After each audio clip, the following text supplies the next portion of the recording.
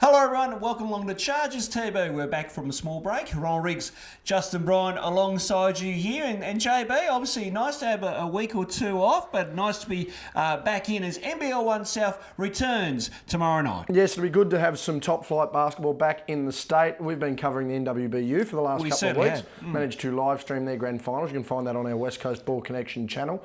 And a shout out to Brent Costello and Wynn, who used some of our footage on the news just this week as well. So it was great to be up there covering a lot of NBL1 talent across the state. But no, good to have the game back underway, good to have the league back underway, and can't wait to get into it. Absolutely, and of course the live stream, up to 3,000 views already. I just checked before we went on air, JB, the views are going through the roof on our independent channel. The replay button on my YouTube channel has been working very nicely then.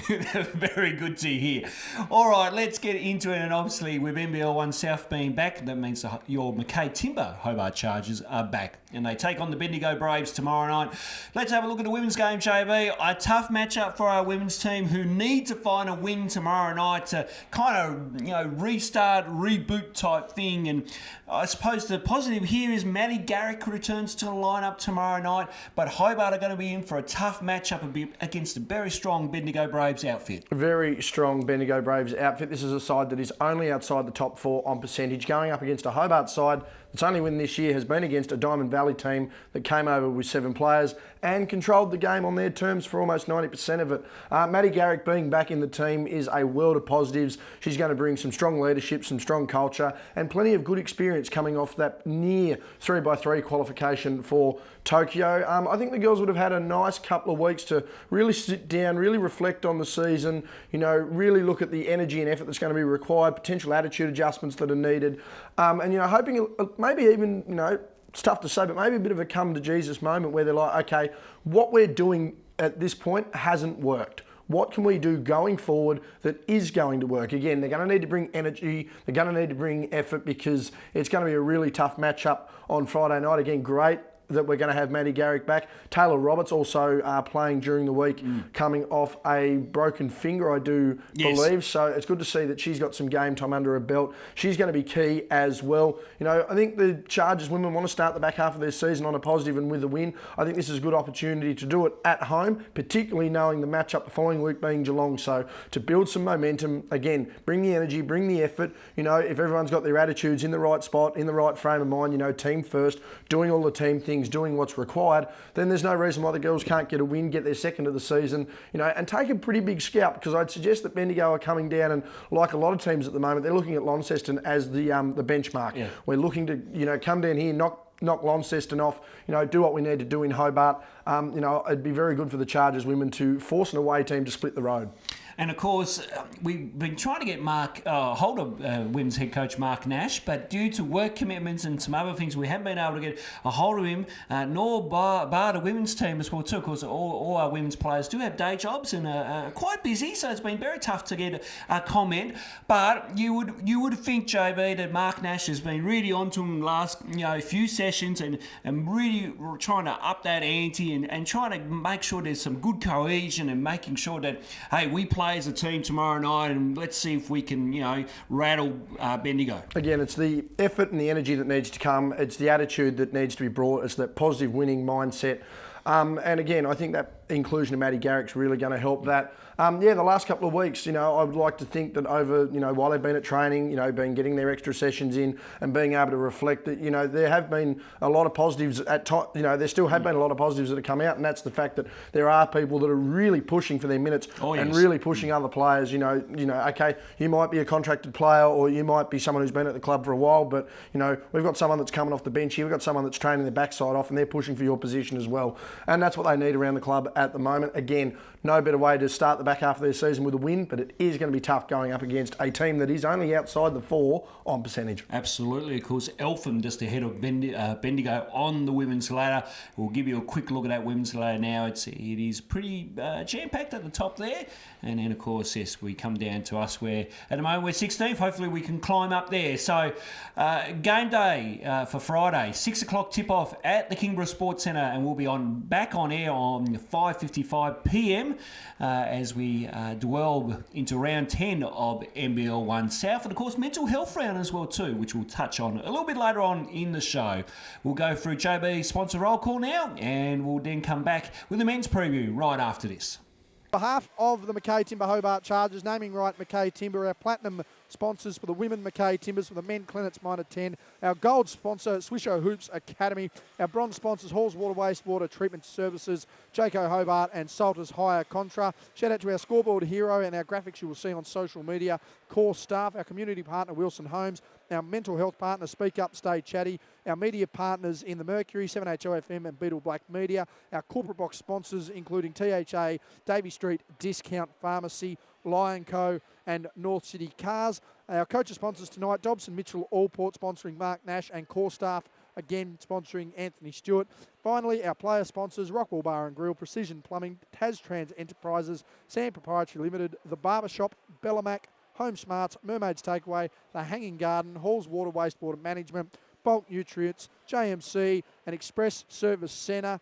As they say in the classics, Ronnie, yibbida yibbida.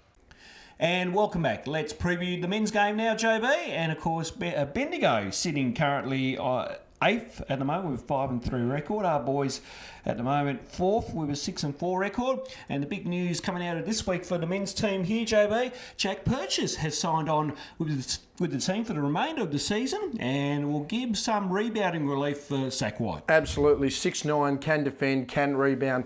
Is going to be one of the tallest players currently playing in the NBL1, and a very welcome purchase, so to speak, yes, for the team. It was no pun intended. It was hinted a few weeks ago by Brent Costello that signing had happened.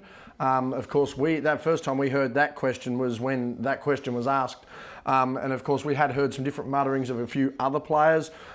Jack Purchase obviously had been in the background. We didn't hear much more of it until it came out the other day. So, yeah, he's going to be a welcomed inclusion and a sure sound relief for Zach White, who, mind you, has been putting in a tremendous effort on the boards. But again, bit hard at times for Zach, considering he's also the anchor of the defensive end, and at times has been a bailout scorer. Whereas Jack Purchase right now is going to take a lot of pressure on him, and he's going to draw a lot of effort defensively as well, so that's going to free Zach up. But there's a tremendous starting lineup. I mean, the potential to roll out the lineup of arguably the best guard in the NBL that doesn't have a starting position in Tad Dufelmeyer. You've got Jono Mines, who's very much on the verge, in my opinion, of getting a contract somewhere in the league. You've got a young Cohen Sapple, whose game, he's bringing energy and effort, and he's really got a good comradeship with everyone on the team. Again, Zach White at power forward. We know what Jack Purchase can do. Then you've got that young brigade of Hobart talent, your Jack Stanwicks, your Elijah Pawsons, your Jacob Richards, your Matty Youngs, your Geordie Hargraves, your Ambrose Augustas, all those guys coming there. And then again, the young guys at the end of the bench that each week seem to be really pushing themselves into the rotation. I mean, this is a really deep team and a really capable team, and Coach Stewart obviously confident with that top 4 spot at the moment. He wants to reassure that, wants to crack top 2, wants to get home finals, all this sort of stuff. Obviously not great to go down and be 0-2 in your own derby at home, and I think that really hurt him. Obviously, John O'Mines with the ankle injury. It'll pretty much be his first game time, full minutes on Friday night, so it'll be interesting to see how he goes. But again, Stewie's going to be looking at the ladder. We're looking at the ladder. We're looking at how the teams stack up, and we're really sitting there going, okay, Bendigo, they can play, but we're clearly a better team than Bendigo at the moment, and Stewie's going to see this as a must-win at home. Absolutely, and of course, Anthony Stewart spoke with the media on Wednesday, and here's what he had to say. I think the difference between 6'9" power forward, which will stretch the floor, will open up the game, and is a lot easier than bringing in a point guard that basically runs your offence and heads the team up. So Tab was always going to take a few weeks, but we've had some sessions now on the floor, and I'm pretty confident we'll do pretty well on Friday night. So the thoughts there from head coach Anthony Stewart, and obviously JB, Stewie very confident going into tomorrow night, but he also mentioned about Ray Turner, who's been a very dominant player for Bendigo and a former Sydney Kings player, had a quick stint there under Andrew Gaze, and obviously Stewie's saying he's going to have to throw multiple defenders on Ray Turner to make sure he doesn't get too many points down line. Well, Ray Turner at this point, even everything considered with Bendigo, is one of the leading MVP candidates in the NBL1 South. He's been having monster game after monster game, big weekends. He's big on the glass, he's big defensively and knows how to get a bucket. And he is a rather large human being himself. So yes. The matchup between him and Perch is going to be very interesting on top of that. But yeah, no doubt about it. The defence, getting onto a Ray Turner. And the big part about that, it's very much the Shaquille O'Neal effect. While you might draw so much attention there, you also need to be careful of the shooters and the outside players of Bendigo there, because if you pay too much attention, they will hurt you on the outside and they will hurt you on the counter-attack. And while they might not be the immediate assist to Turner, it's the pass that leads to the assist. It's those little flow-on things that, throwing multiple doubles and multiple defenders are at as well. And obviously, Anthony Stewart, as much as we talk about him as an offensive player, very defensive-minded coach. We've seen some of the different tactics that Coach Stewart's used during the year defensively. So it'll be interesting to see how he mixes it up and matches it up. I wouldn't be surprised with a bit of ball denial, almost in the full court, rather than waiting for the ball to get to the half court and allowing Ray to get his position and do what he wants to do. Probably look for some of that as well. A fair bit of blitzing, probably some trapping as well. It'll be interesting to see how they go, but I cannot wait to watch Ray Turner in action. He is one of the better players in the NBL1 South, and for me, one of the leading candidates for MVP. There you go. You've heard it there from JB. It will be interesting to see the matchup tomorrow night, and we are looking forward to it. 8 o'clock tip-off at the Kingborough Sports Centre, and then we're on air from 7:55 p.m. All right, you can follow the Hobart Chargers on their social media. You can give them a like on Facebook. You can follow us on Twitter. You can follow us on Instagram. And you can subscribe to the YouTube channel, which is 3 subscribers off 300, JB. I'm trying to talk this up like no tomorrow to get to 300. We're getting there slowly. Slowly but surely. I must say, 297, right? Yeah, 297, nearly at the 300. I must say, my YouTube highlights channel has recently gained 3 subscribers. So for anyone who follows that, please head over to the Chargers page where you can catch all of our good action as well. Absolutely. Thank you for the promo. So keep up to date with all the goings on here for your Mackay Timber Hobart Chargers. Now, we did mention just before the end of the women's segment, it was mental health round for round 10 in NBL1, and it's very important as well too, as we have had some stuff with Speak Up Stay Chatty throughout this week. And they are our mental health sponsor for season 2021. They absolutely are. And of course, Jono Mines did some stuff at the Kingborough Sports Centre back on Monday. You can see that on our YouTube channel. We'll play a little bit of his interview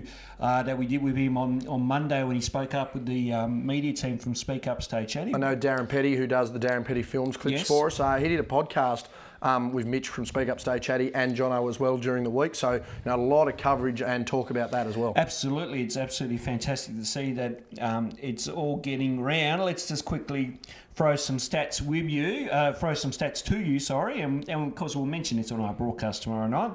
So 1 in 5 Australians between the ages of 16 to 85 experience a mental illness in any year. The National Survey of Mental Health and Wellbeing back in 2007 found nearly 1 in 2, which is 46%, and the Australians aged between 16 and 85 have experienced a mental disorder during their lifetime. The onset of mental illness is typically around mid to late adolescence. So, now with the youth, the Australian youth have the highest prevalence of mental illness than any other age group, with 1 in 4 young people at 16 to 24 experiencing a mental illness each year. The World Health Organization estimates that depression will be the number 1 health concern in both developed and developing nations by the year 2030, which is staggering when you read those statistics, JB. And of course, I'll go through the Lifeline ones tomorrow. Of course, Lifeline now being the major sponsor here for the NBL1 mental health round for this weekend, coming over all conferences. But when we read that, it's absolutely astounding. But I suppose the big things I took out of what Jono was speaking about, and what I assumed was, we haven't heard anything from, haven't heard the Darren Petty podcast yet, but I'll be very keen to have a listen to it. The importance of having a conversation, having that braveness and confidence to go to your mates and say, hey, I'm not feeling okay. Yeah, absolutely. Again, They use the slogan, it is a brand, but speaking up, staying chatty about your mental health is one of the best ways, if not the best way, to stick on top of it. You know, there used to be a stigma about, you know, speaking up and talking about your mental health and, you know, suffering in silence and dealing it with yourself. Well, we've come a long way since that was the way of life. You know, best part, you know, to do now, whether it's sending a text, call, you know, however you communicate with people, going for a coffee, going for lunch, anything like that, you know, just be willing to have that conversation and open up. And I mean, whether that's from an individual standpoint of yourself, even if that is a matter of you, you know, asking someone, are they okay? You know, do they need help? You know, always have that conversation, be ready to have that conversation, you know, and be prepared to support, you know, because there is at times a difference of going, oh, are you all right? And, you know, someone feeding out and not really wanting to talk to them versus, you know, allowing to be there and support as well. So, you know, not only is it key for you to speak up, but it's also key for you to help others speak up and support them as well.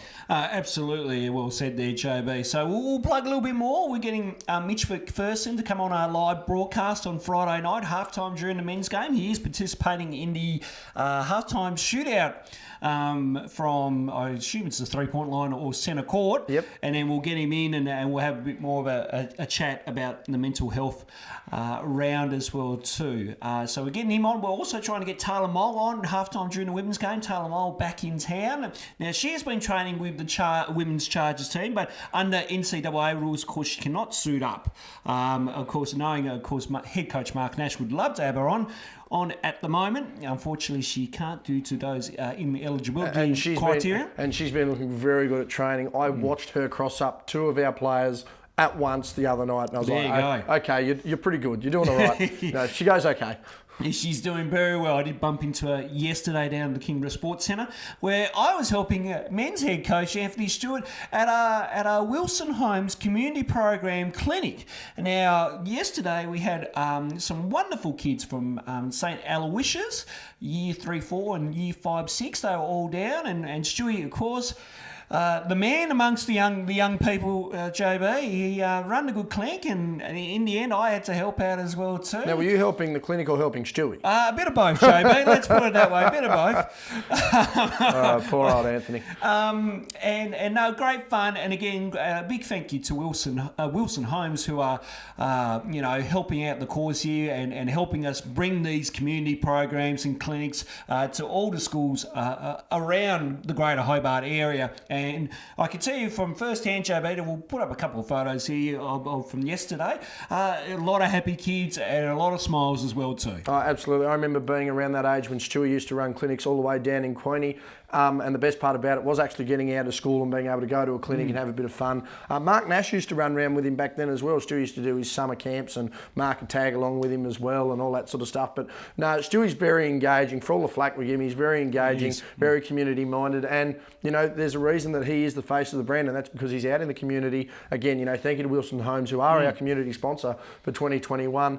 That's just a smart partnership right there. And Stewie, you couldn't have a better face of the brand. And you were there helping out as well. So we've got all this presence here, you know, people who are in the basketball community, helping young people who might play themselves or might now be inspired to join a team. So, you know, it's the little 1%ers like that reap the benefits and the rewards. Oh, absolutely. And of course, these clinics and the Wilson Homes Community Program are going right throughout the NBL1 South season. Stewie was in Brighton Primary School earlier in the week as well too. So might have been the first time he's gone out past Bridgewater for a while, Stewie. It could well be, but so Stewie making the trip around the Greater Hobart area to get these clinics as well too. He also has the players from both men's and women's helping out every now and then as well too. That'll pretty much wrap us up here for another edition of Chargers TV. We'll give you a quick reminder of the streaming times. Here we go. So 5:55 p.m. we are on air. JB takes the call on that one. I will join in for special comments, and then we'll flip it around at 7:55 p.m. for the men. Well, I'll go play-by-play. JB comes in for his expert comments. Jacob Abdul rejoins us back on courtside commentary as well too, JB. Yes, he will not need to be caught announcing, so to speak. He will be sideline reporting. I believe Big Henry has got the job as game night announcer this week, so it'd be good to have him on board as well. Just a quick shout out to our game night commissioner, Josh Byrne, who hasn't been well the last few days, JB. No, I'd seen that. I'm not exactly sure what's wrong, but it's very uncharacteristic of Josh to be down and out. Yes, so speedy recovery to you, my friend. Hopefully we will see you in a not too distant future. But we will see you tomorrow night, however, by the NBL1 website or the NBL app. Make sure you check us out through there. And if you can, get tickets. Get to the game. You can find them. Find them on our website via the Try Booking link. We'll have the link on the channel here. We'll have it on social media. And again, please follow all COVID safety. We've done well to start the season, and we want to finish the back off just as strong as well. Absolutely. So on behalf of Justin Bryan, I'm Ron Riggs. We will see you tomorrow night at the Kingborough Sports Centre.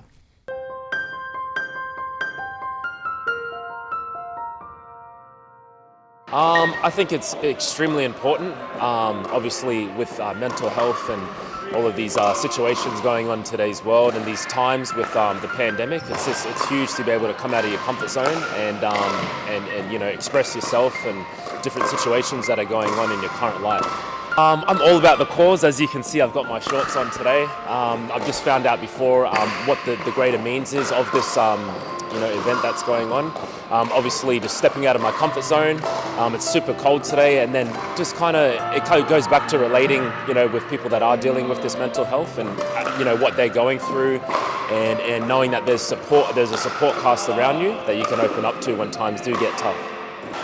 So just going back on that last question, it's really, really important. When times are tough, some people are in a dark place maybe, and now they're able to open up, and having that community support around you, and just going back to knowing that it is okay to speak up. And right, so I'm going to do my part today. Obviously, I'm going to reach out to my family, especially my sister as well, just seeing if she's okay. She now has 3 kids as well, and then actually currently in America, so dealing with a bit of COVID situations. So I'm just going to reach out, check in on them, and then obviously my parents as well.